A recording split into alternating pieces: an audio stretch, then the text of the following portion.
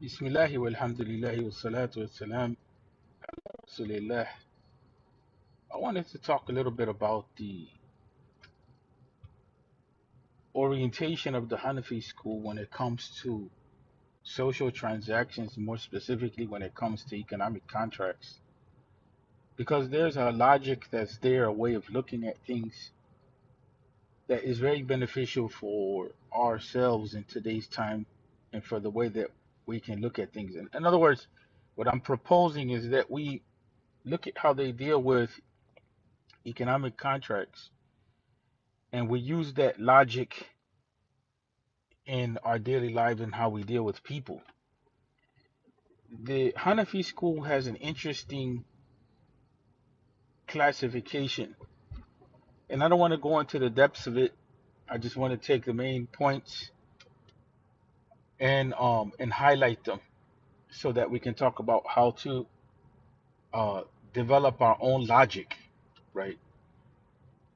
In general, the way that the contract is formed between two parties that agree is based, of course, upon something that is notable in terms of deen and something that is beneficial in terms of everyday life. In other words, if you're buying something, so on and so forth, if you're exchanging goods, so that's something that's material in everyday life. But the way that they look at Islam, how Islam applies to a contractual agreement, they don't look at it as it just being a correct contractual agreement or incorrect contractual agreement.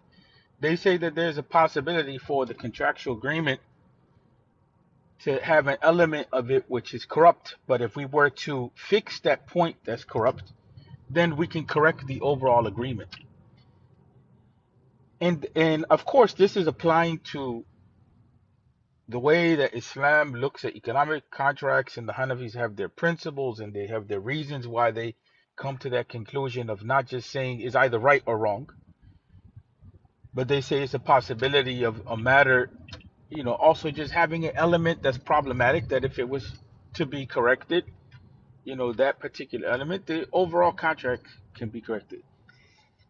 Again, that logic comes from how they look at Islam, and principles that they of research that they have, that they use in to understand the Quran and the Sunnah. My proposal is that we benefit from that type of thinking. Matters are not always just right wrong. There are some matters in life that are right wrong, right? But there's also that element that there's situations in which um if you were to correct a particular element that's corrupt in that agreement that you have with someone, that you can end up in a situation where the overall contract is correct. And so in our dealings with one another, sometimes we will cancel each other out because of a point of disagreement or because of a particular problem that we have, and we tend to negate that we have a relationship overall, or we tend to negate that we're Muslims overall, or we tend to negate of, where it is that we should be with one another. That teaches us a sort of flexibility. That's the point that I'm trying to make. And and people may say, well, how does that apply to everyday life? Even if you take the example, most of us are using credit cards and so on and so forth. Credit card is one of those transactions which, contractually is written into the contractual agreement that if you don't pay, for the most part, you'll be charged a riba. But we figure out a way and how to navigate. We'll say, well, we'll pay it ahead of time, or we'll use the credit card when there's zero interest, or whatever it may be.